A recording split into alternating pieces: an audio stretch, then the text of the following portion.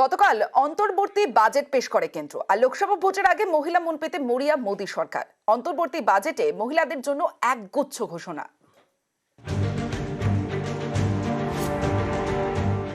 মহিলাদের ভোট যেদিকে তাদেরই পাল্লা ভারী, তাই মহিলাদের মন পেতে লোকসভা ভোটের আগে অন্তর্বর্তী বাজেটে একগুচ্ছ ঘোষণা মোদী সরকারের। মহিলাদের স্বনির্ভর করতে লাখপতি দিদি প্রকল্প, এই প্রকল্পের লক্ষ্যমাত্রা 2 কোটি থেকে বাড়িয়ে 3 কোটি প্রস্তাব অন্তর্বর্তী বাজেটে। 2 करोड़ महिलाओं को लखपति दीदी बनाने का लक्ष्य रखा था। अब इस लक्ष्य को बढ़ाकर 3 करोड़ लखपति दीदी बनाने का कर दिया गया है।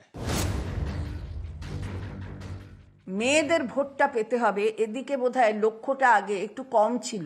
বললেন লাখপতি দিদি, 1 কোটি 2 কোটি নানা রকম কি টার্গেট। স্কিমটা কি না ভোকেশনাল ট্রেনিং দেওয়া স্কিম। শুনে রাখুন যে এই বাংলায় লাখপতি দিদি ইতিমধ্যেই 16 লক্ষ, আর 24 সালের মধ্যে আরো 22 লক্ষ, অর্থাৎ 38 লক্ষ লাখপতি তো এই রাজ্য থেকেই হয়েছে। 9 থেকে 14 বছরের মেয়েদের সার্ভাইকাল ক্যান্সার প্রতিরোধে টিকা। Our government will encourage vaccination for girls in the age group of 9 to 14 years for prevention of cervical cancer. বাজেটে ঘোষণা করা হয়েছে এবার থেকে আশা কর্মীরাও আয়ুষ্মান প্রকল্পের আওতায় পড়বেন। Healthcare cover under Ayushman Bharat scheme will be extended to all ASHA workers, to all Anganwadi workers and helpers.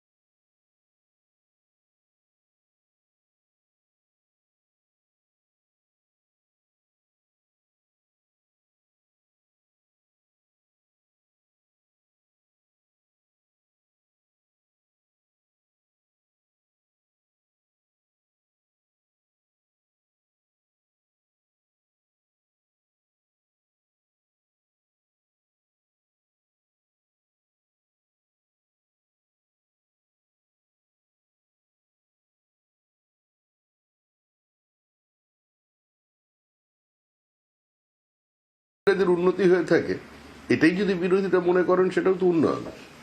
এই সরকার নারী শক্তির বিকাশ ঘটাতে বিকশিত ভারতের লক্ষ্যে বদ্ধপরিকর। এই সরকার যে কোনো মূল্যে প্রান্তিক মহিলাদের আর্থসামাজিক উত্তরণের জন্য প্রতিশ্রুতিবদ্ধ। প্রমাণ হয়ে গেল নারীদের উন্নয়ন বলুন বা সার্বিক উন্নয়ন বলুন, উন্নয়ন করতে গেলে মমতা ব্যানার্জিকে অনুকরণ করা ছাড়া বিজেপির আর কোনো গতি নেই। নিউজ 18 বাংলা।